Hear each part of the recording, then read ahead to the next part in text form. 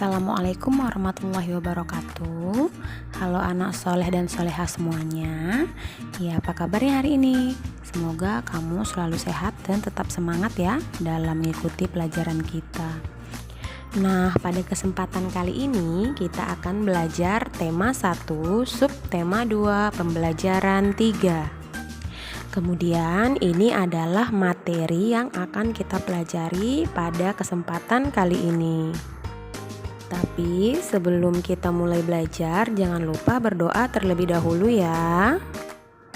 Masih ingatkah kamu apa itu bunyi? Ya, bunyi adalah suatu gelombang yang dihasilkan oleh benda yang bergetar. Lantas bagaimana prosesnya hingga kita dapat mendengar bunyi tersebut? Bunyi atau suara yang berasal dari luar masuk ke telinga melalui udara. Suara tersebut ditangkap oleh gendang telinga. Akibatnya, gendang telinga bergetar. Getaran ini lalu diteruskan oleh tulang-tulang pendengar ke telinga bagian dalam, tepatnya di ujung saraf. Oleh saraf, getaran tersebut disampaikan ke otak agar diolah sehingga kita dapat mendengar. Selain sebagai indera pendengar, telinga juga berfungsi sebagai alat keseimbangan tubuh. Bunyi atau suara yang sangat keras dapat memecahkan gendang telinga. Mengapa demikian? Nah, itu karena gendang telinga hanyalah selaput tipis yang mudah pecah atau robek.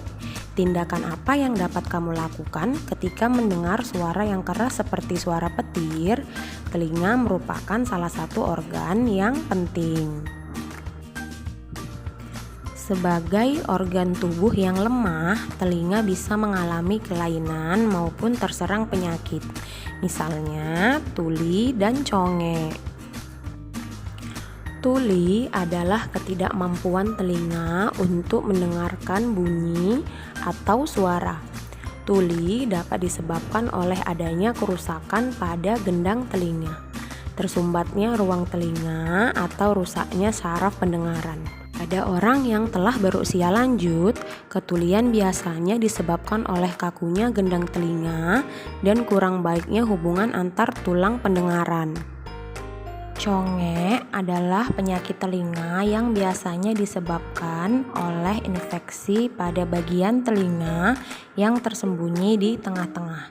Infeksi ini disebabkan oleh bakteri. Agar telinga kita selalu sehat, kita harus selalu membersihkan telinga dengan teratur. Membersihkan telinga dapat dilakukan dengan menggunakan benda yang lunak seperti kapas pembersih.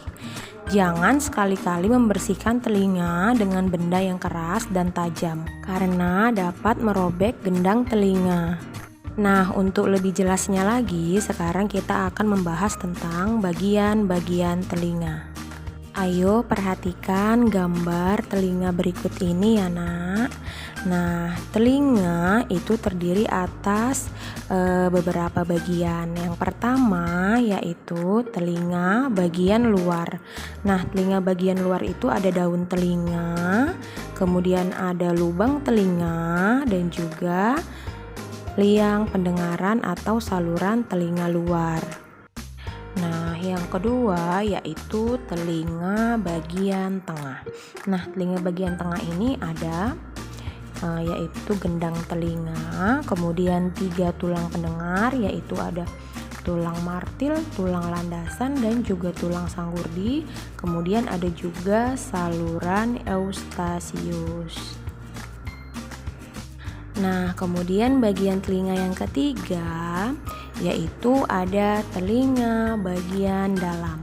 Nah, telinga bagian dalam ini terdiri atas alat keseimbangan tubuh, yaitu yang pertama ada saluran setengah lingkaran, kemudian ada tingkap jorong, tingkap bundar, dan juga rumah siput atau koklea. setelah kamu mengetahui bagian-bagian dari telinga, sekarang kita akan membahas tentang fungsi dari bagian-bagian tersebut. Nah, apa saja sih fungsinya? Fungsi bagian-bagian indera pendengar. Yang pertama ada daun telinga, lubang telinga, dan liang pendengaran. Nah, ini tuh fungsinya yaitu untuk menangkap dan mengumpulkan gelombang bunyi. Kemudian yang kedua ada gendang telinga.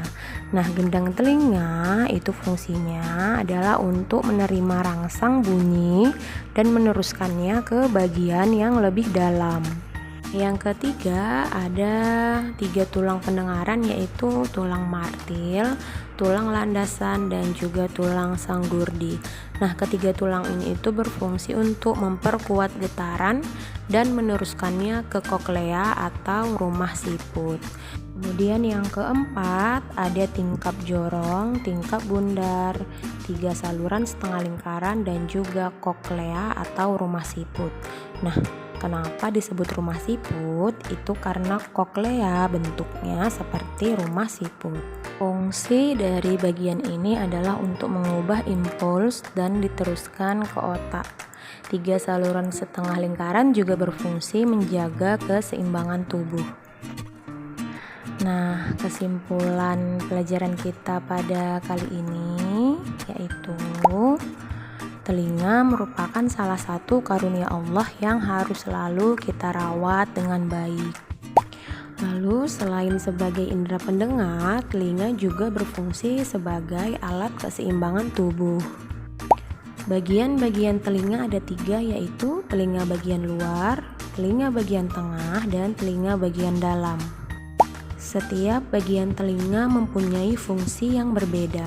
Misalnya menangkap dan mengumpulkan gelombang bunyi, menerima rangsang, menghubungkan rongga mulut ke telinga, dan sebagainya. Untuk tugas kamu di rumah yaitu kamu akan menuliskan peta pikiran tentang indera pendengar.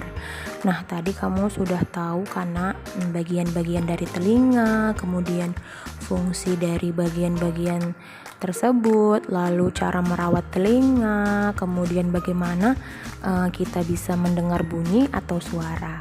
Nah, silahkan kamu kerjakan tugas ini di buku tulis IPA kamu ya. Sampai di sini dulu pelajaran kita hari ini. Besok akan kita lanjutkan kembali. Selalu jaga kesehatan dan juga tetap semangat ya dalam belajar. Baiklah, Umi akhiri. Wassalamualaikum warahmatullahi wabarakatuh.